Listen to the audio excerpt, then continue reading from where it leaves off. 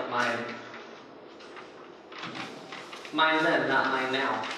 The second 100 too, and the third, and all the others after. Some subset of interest matching, never the full thing, and I wondered if they knew strange words I didn't that might give them better luck, but never dared to ask. The inflated attendance would have and have again. The evening crowd would retire coast by coast, and we'd coast and coast on the fumes of tightening desire carrying us into the wee hours. We'd get to know the graveyard shifts, the people circling around you, mutually disconnected, nobody finding what they wanted, and staring with understanding in the second of eye contact before one of us clicked next. Fully addicted, not to sex, but to the cue, the procession of algorithmic supplicants, almost meditative in its patient desperation. And once in a while, so rarely as to have trouble believing it was the point, there she'd be, wanting what, who could even say, why she'd submit herself to the rainforest of dick with all the tags I used myself. What about me kept her from clicking next? I told myself this moment was for sex, that my taste had gotten twisted, all the porn tube vids of girls with dicks I'd watched burning out whatever receptors were supposed to be engaged, which is why I didn't just jerk off and go to bed in 5 minutes like a normal person. I needed to know she existed, for real, was there with me, not with anyone else, and that only that would do. Clearly, right? Otherwise all those times my alarm would stir me from my chair where I showered with the frosted window high above my head glowing brighter blue with the rising sun, those bleary mornings in class and those poorly rushed assignments, and the guilt I held from having a goddamn girlfriend. Well, what was it for? The two of us, we'd look at each other. Maybe it was night where she was, maybe it was day, and one of us would type, "How are you?" And for an hour or so, we'd just talk. And maybe I wouldn't feel the need to come back the next night. And eventually I left college and continued my life. My first year in estrogen, I'd never felt more alive or more lost or more found. I took Snapchats that said no bad days and borrowed clothes from my girlfriend's closets and almost didn't mind that the outside was a hellscape now because my face was soft and my breasts were budding and everything almost made sense. But validation is a funny thing. And desire is a funny thing. And worship is a funny thing. And altars are a funny thing. And late on a Saturday, I found my reddest lipstick and the best bra I had, and typed in that old incantation and sat, wondering whose soft eyes I'd settle on. A young man sits in his chair, staring at a webcam, staring at a woman. Thank you.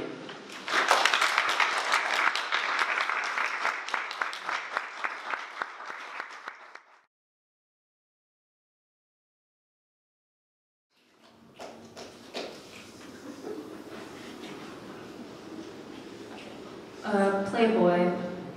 Would I have gone about it differently if I'd been given an advisory? Fun to play with, but not to eat. I don't regret licking the Play-Doh as a girl, transforming a small piece into a morsel to hold on my tongue. Years later, a familiar salt but a different texture. Play-Doh is non-allergenic, but it does contain wheat. Can you name all of the toxic properties you're comprised of? Putty paunch and a little glob for a nose. I can stretch you to the right height, make you resemble. Play-Doh promises use after use, but I know forever is out of the question. How can I preserve a Play-Doh compound creation? Is one of the frequently asked questions on the official Play-Doh website, and it yields an answer that reads like a backhanded, "You should know better," with the tone of an "I told you so." The kind warranted after you've inadvertently admitted to a mistake. If allowed to harden, it will most likely crack. Look for oven-curable clay at your local craft stores to make long-lasting creations.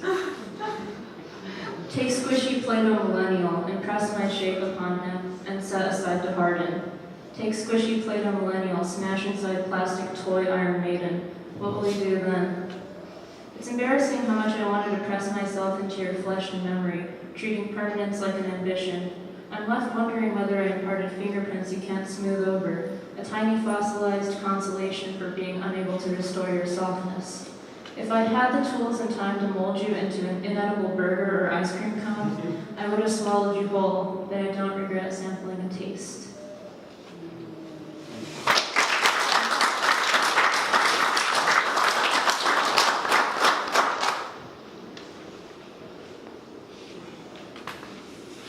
Anybody like Twitter? Anybody use Twitter? Okay, this one's about Twitter. Yeah. It's short. Timeline. I miss the pockets of internet I used to inhabit with fearlessness. Now when I think of the places I would haunt, I imagine them as abandoned mine shafts swarming with bees. That's it.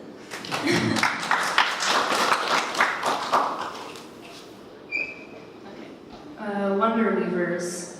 Towering above, sun-bleached and weathered, the two of them. One smiles wryly, the other's right eye is blacked out, but he appears smarter and sure on the reverse of the sign. They're elves, hand-painted in pointed hats and pointed shoes, fixed in an everlasting state of labor. Are they the product of commission or existing property appropriated from a forgotten brand? Maybe you've noticed them working above El Cajon Boulevard. I can't lie and say I've known them my whole life, only in passing, like a friendly nod of acknowledgement between strangers who keep bumping into each other. Now they stand wedged between new steel and concrete, the kind only transplants and North Face jackets can afford. Their business relocated, the jilted elves stuck in a liminality of their own, so I employ their talents for a new task. Their skills are peerless, and because so much life is lived in that parallel space that wefts and warps on our phones, I need help untangling myself from the skein of noise formed by manipulative forces, unhealthy boundaries, instant gratification, stubborn allegiances, and flattery for personal gain. They repair the mothballs in the Oscar speech rhetoric of Instagram captions, fashioning narratives out of gossamer truths and indiscriminate heart emoji. Spokesperson delusions, reaction before response, armchair didacticism without the conduct to support it. I cling to the need to ground myself under a monument, a physical sign, practice being present in the shape of intention through invention, using the elves' likeness and history to construct and mythologize my place in this sardine-tinned city founded on high school politics. Why is it that so much idiomatic language for storytelling is rooted in textile terminology? I weave tales too. I spin a yarn, connect threads, stitch continuity, and fabricate. I ask the Wonder Weavers to mend the tear in my sleeve where I keep my heart, before it wiggles out like a loose button lost to oblivion.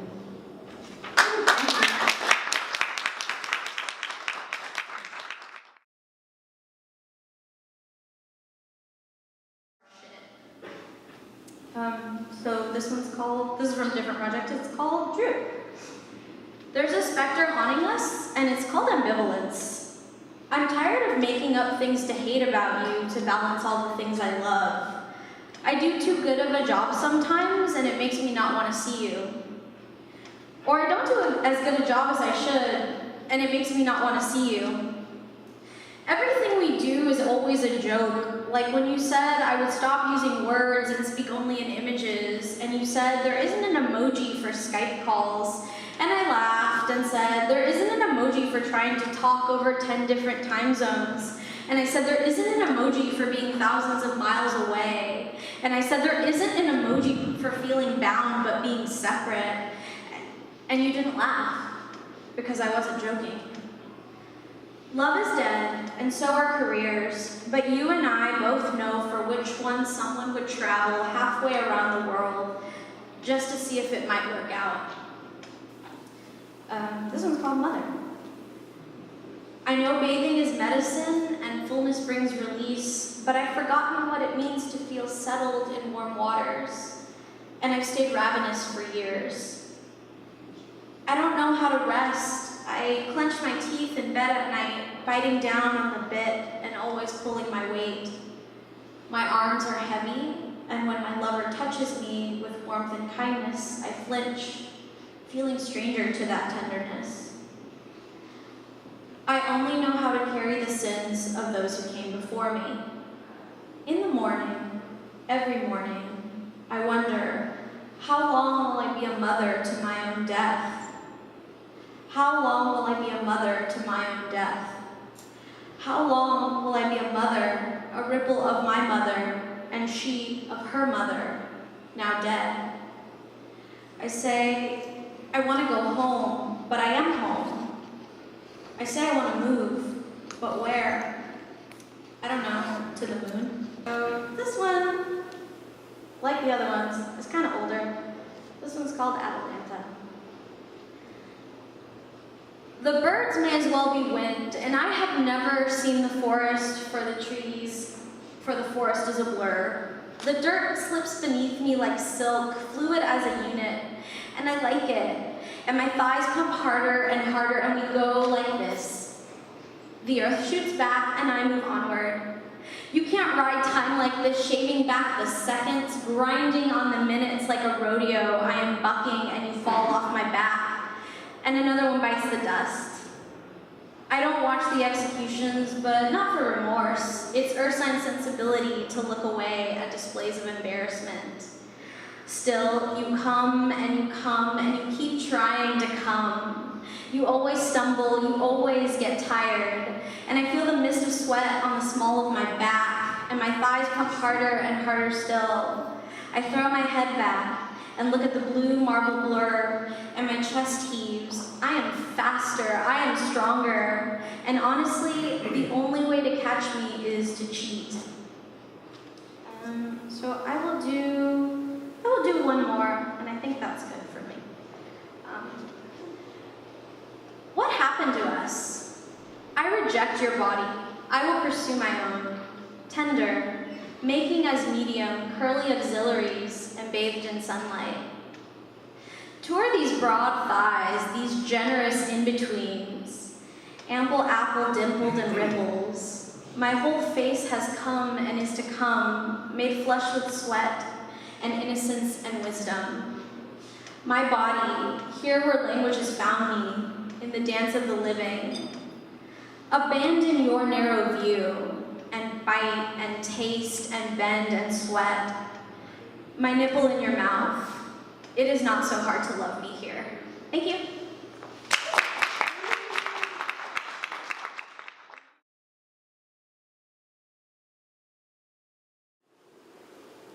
I have given up on love in the terms I once sought it.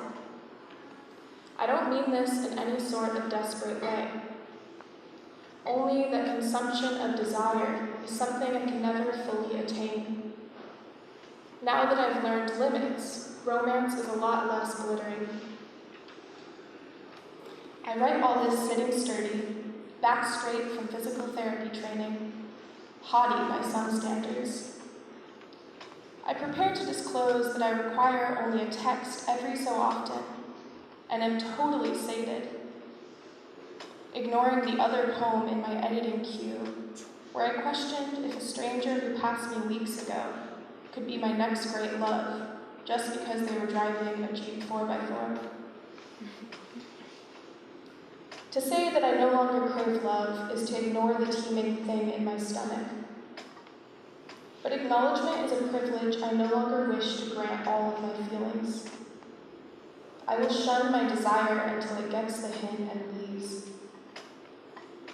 In the beans and batteries aisle, my mother says, "What happened to John? He was so kind.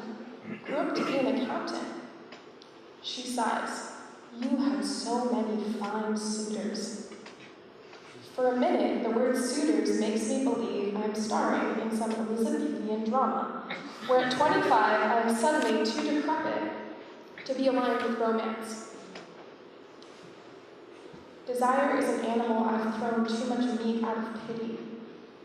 If I want it to leave, I may have to resort to cruelty, though the link between callousness and longing is resilient. When they don't text me for a week, I am filled with unbearable hunger. Every person walking down the street becomes a potential meal. I lick my lips and say nothing of love to anyone. How many eternities have I lived inside this song? My poor car wheezes when I try to push it up a hill past 60. Nothing is going right today. A flea-coated dog sleeps on the seat beside me. The doctor says the test results are in, and while they cannot say for certain that it is cancer, they also cannot yet say for certain that it is not.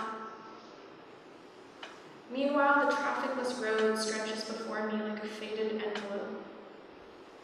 Palm trees shake their proud heads at the smoke-filled air. As helicopters buzz like mosquitoes, whispers in the ear of the afternoon.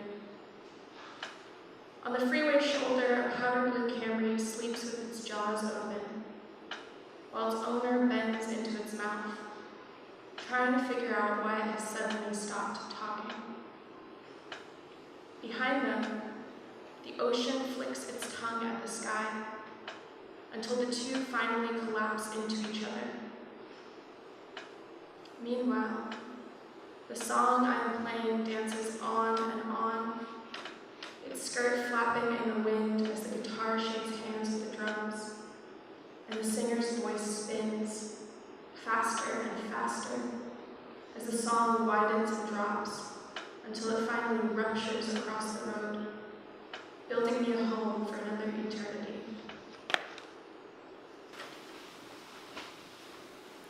When the court verdict is another stitch towards heartbreak, when the historians wag their fingers in warning, when the brown water serves fish belly up and cross-eyed,